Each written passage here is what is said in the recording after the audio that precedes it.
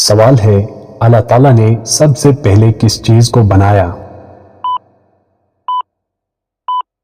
جواب ہے قلم۔ سوال ہے جہنم کے کتنے دروازے ہوں گے؟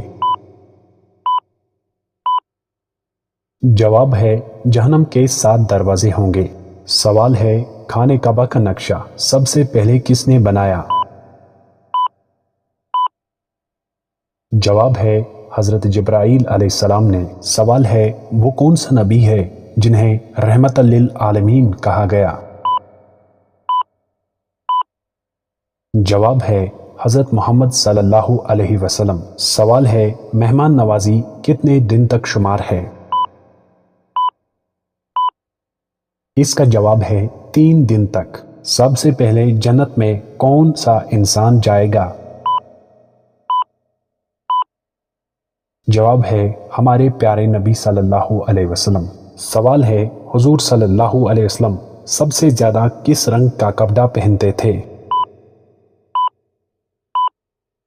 جواب ہے سفید رنگ کا۔